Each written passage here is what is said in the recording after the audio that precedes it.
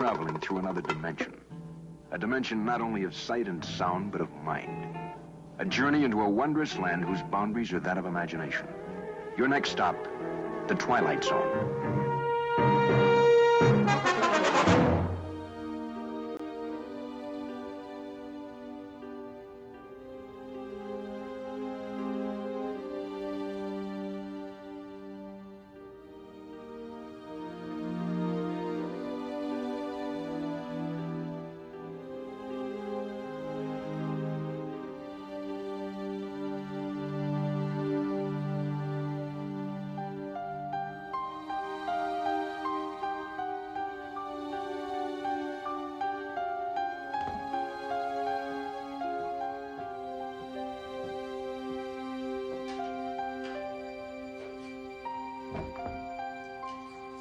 Nurse?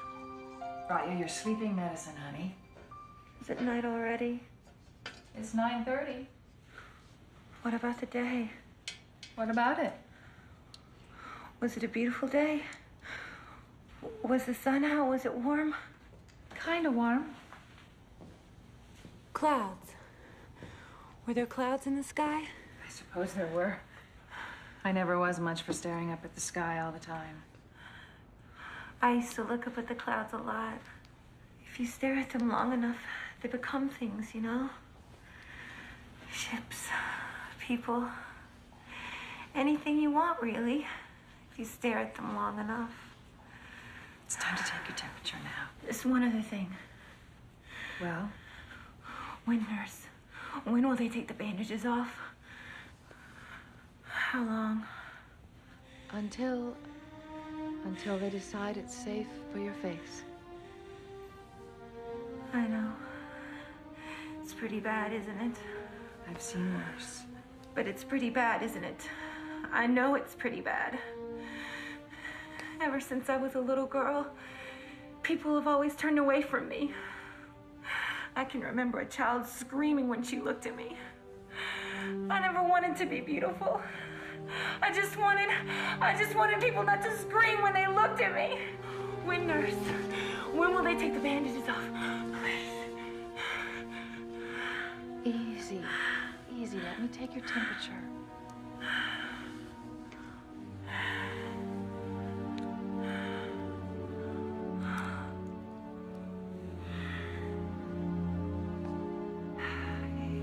Maybe tomorrow. Maybe the next day. You've been waiting so long now, it really doesn't make that much difference whether it's 2 days or weeks. Now, does it?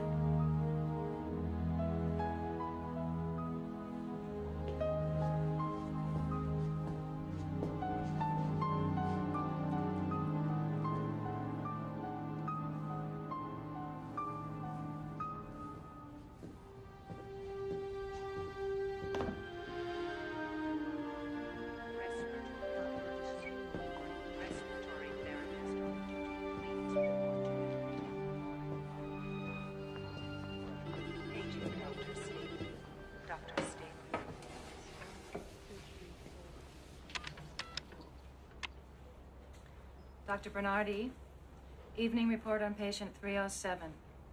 Resting comfortably, no temperature change. Thank you, nurse. I'll be right down.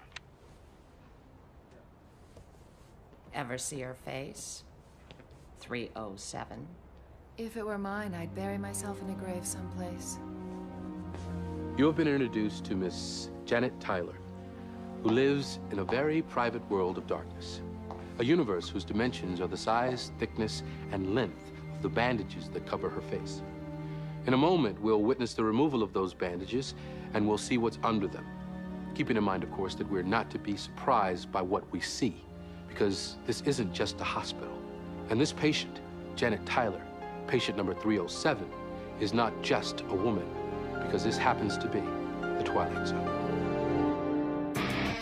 You're traveling to another dimension. A dimension not only of sight and sound, but of mind. A journey into a wondrous land whose boundaries are only that of the imagination. You're entering the Twilight Zone.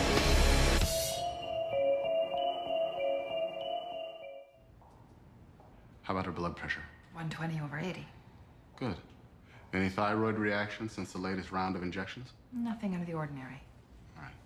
Nurse, you can come back at 11 and give her the usual sedative. All right, Doctor. Warm this evening, Miss Tyler? I thought it was. Very warm. You can take my word for it. We'll have those bandages off you very shortly. I expect you're uncomfortable. I'm used to it by now. I've no doubt. This is your 9th? Is this your 9th procedure? The 11th. Sometimes I think I lived my whole life inside of a dark cave. There's kind of a comfort, though, living in a cave. It's so private. No one can ever see me. It's hopeless, isn't it, Doctor? I'll never look any different. Well, it's hard to say. Up until now, you haven't responded to any of our procedures. But there's no way of telling. Not until we get the wrapping off.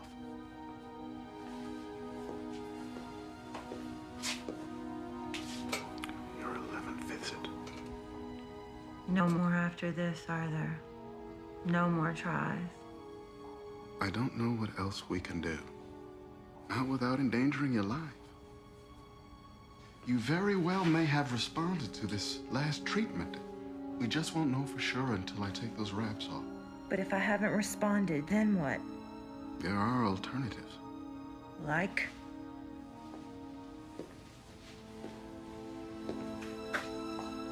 Don't you know? I know. You're not alone, Miss Tyler. You realize that, don't you? You're hardly alone. Many others share your misfortune.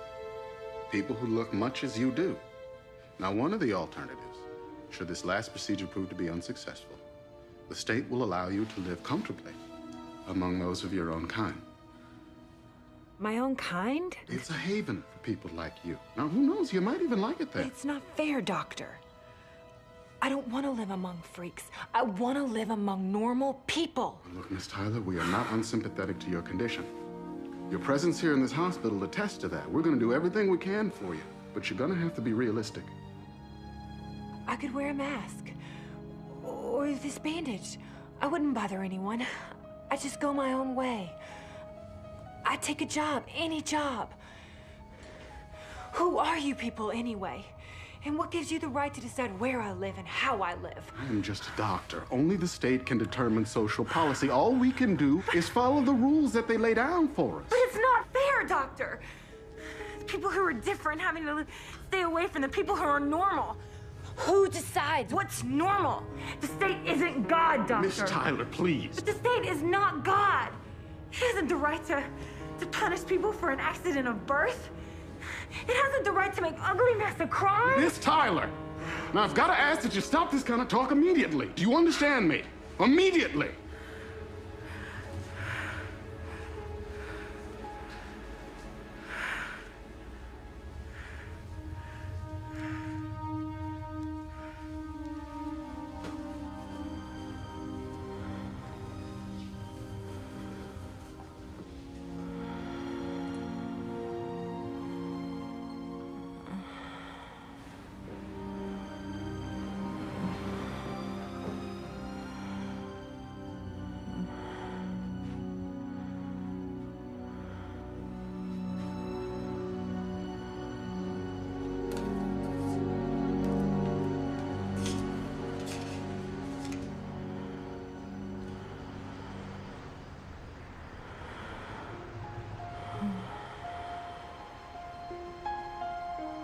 I can feel the night out there. I can feel the air. Oh, I can smell the flowers.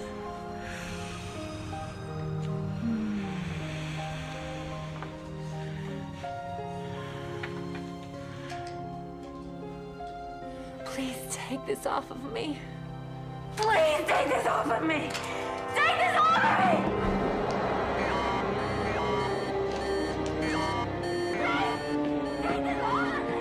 Cut her legs!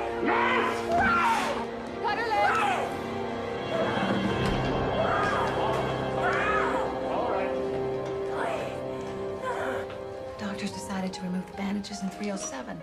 He wants to have the anesthetist stand by. Anesthesia, please. Wanted for 307. Yes. When she sees what she looks like, she may get violent.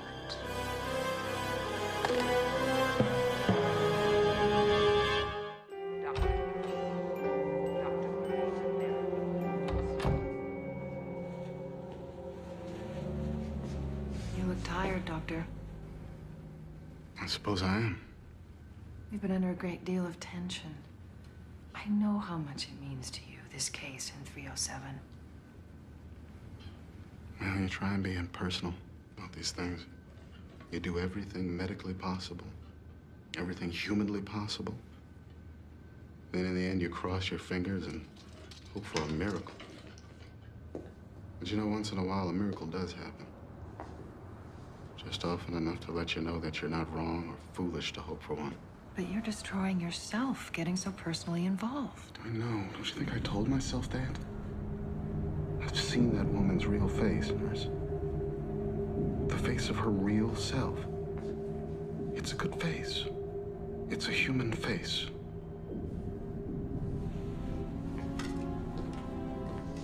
I understand. But I must confess, it's easier for me to think of her as human when her face is covered up. Why? Why shouldn't people be allowed to be different? Why? Doctor, please. Careful. What you're talking is... That is treason? This case has upset your balance, your sense of values. I'll be all right once the wraps are off. Once I know one way or the other. She keeps complaining about her legs. I'll be down to see. And now, ladies and gentlemen, our leader. Leader's speech is about to begin. Good evening, ladies and gentlemen. Tonight I shall talk to you about glorious conformity, about the delights and the ultimate pleasure of our unified society.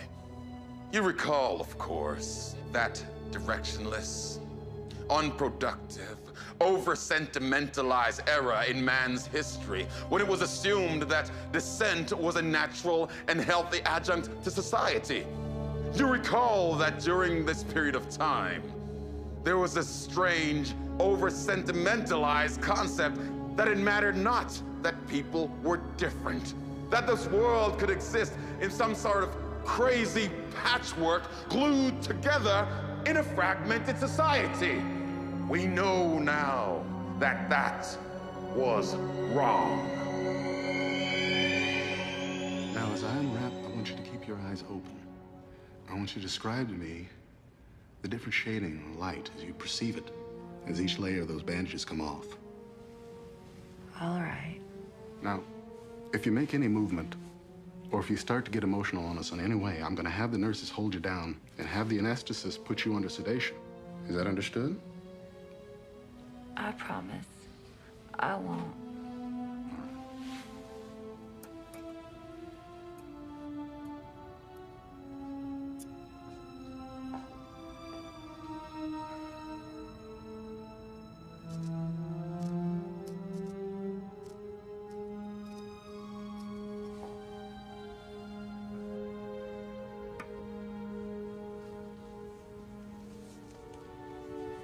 You see any light now, Miss Tyler?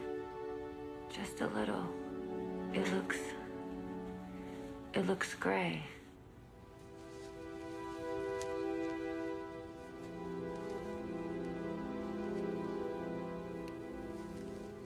How about now, Miss Tyler? It's bright. Very bright. Good.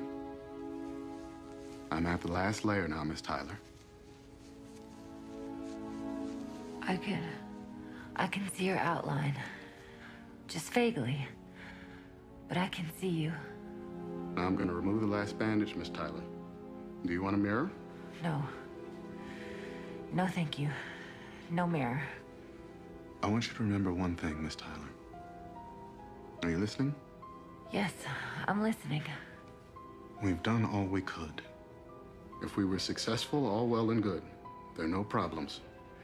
If, however, this final procedure has not achieved the desired results, keep in mind you can still live a long and fruitful life among people of your own kind. As soon as we discover these results, we can either release you or... Doctor? Yes. If I'm still so ugly, is there any other alternative? Could I be put away? Under certain circumstances, Miss Tyler, the state does provide for the extermination of certain undesirables. There are many factors to be considered, though, that bear on that decision. And under the circumstances, considering your age and your general physical condition, I doubt very much if we could permit anything but your transfer to a communal group of people with your disability. You'll make me go then? That'll probably be the case. All right, Miss Tyler, now remain very quiet, please. And keep your eyes open.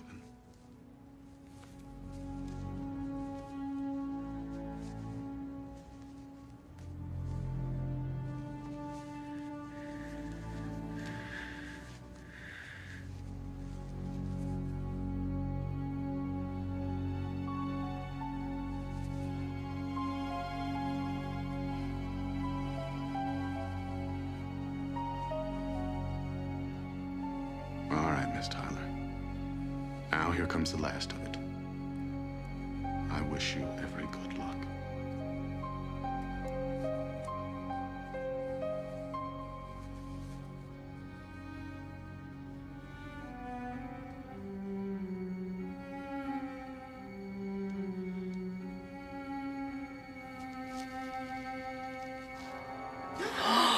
Oh, hideous. No change. No change at all. Oh, no. Poor thing. No!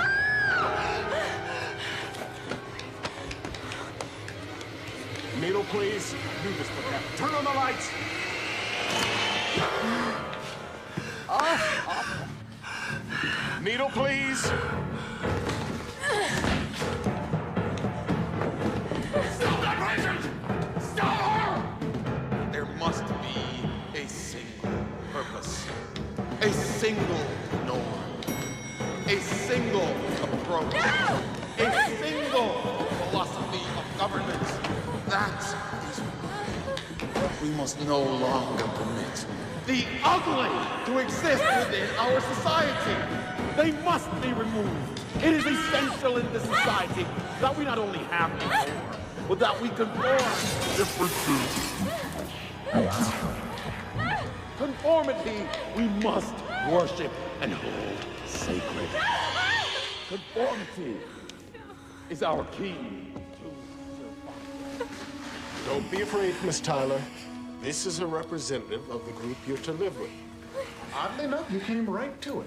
Come on now, he won't hurt you. Janet, this is Mr. Smith. He's in charge of the village group you're to live with.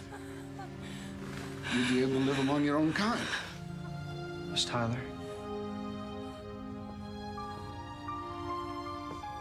We have a lovely village and wonderful people. I think you'll like it where I'm gonna take you. You'll be with your own kind, and after a little while, you'd be amazed at how little a while you feel a sense of great belonging. You'll feel a sense of being loved, and you will be loved, Miss Tyler.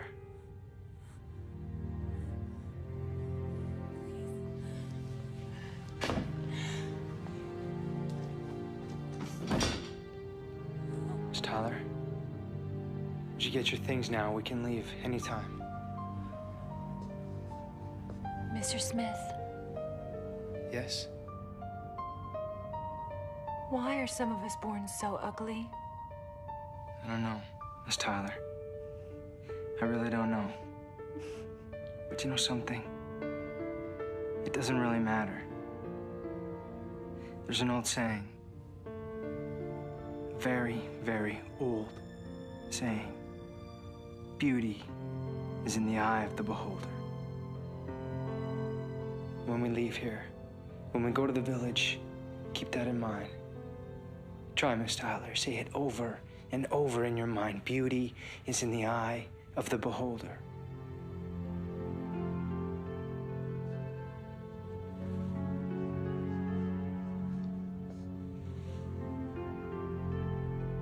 We'll get your things, and we'll leave.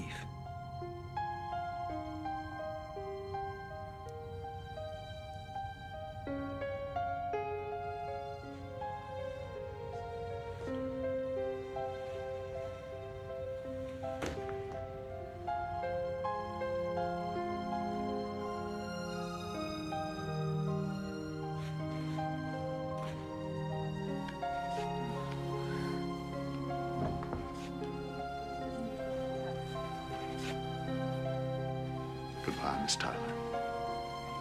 Now the questions that come to mind. Where is this place, and when is it? What kind of world is this where ugliness is the norm and beauty the deviation from that norm? You want an answer?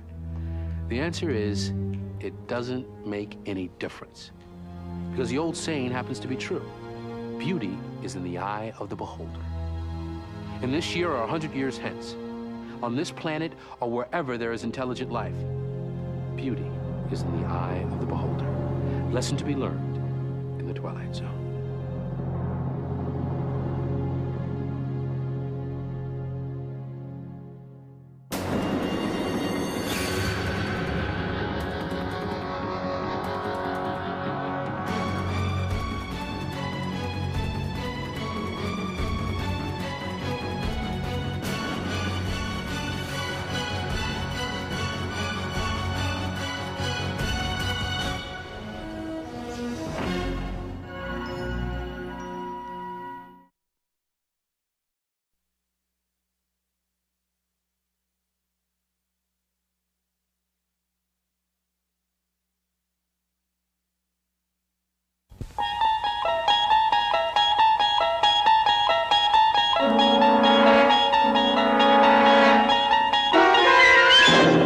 You're traveling through another dimension. A dimension not only of sight and sound, but of mind. A journey into a wondrous land whose boundaries are that of imagination. Your next stop, the Twilight Zone.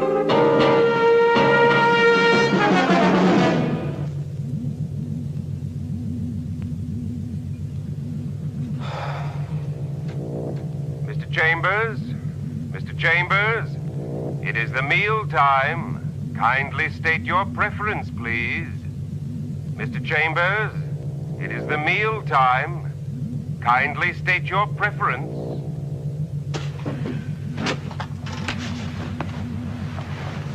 Please deposit cigarettes in appropriate receptacle. This is a safety measure. I should take a flying jump at the moon. Kindly repeat request. Oh, knock it off. Leave me alone. You do not care for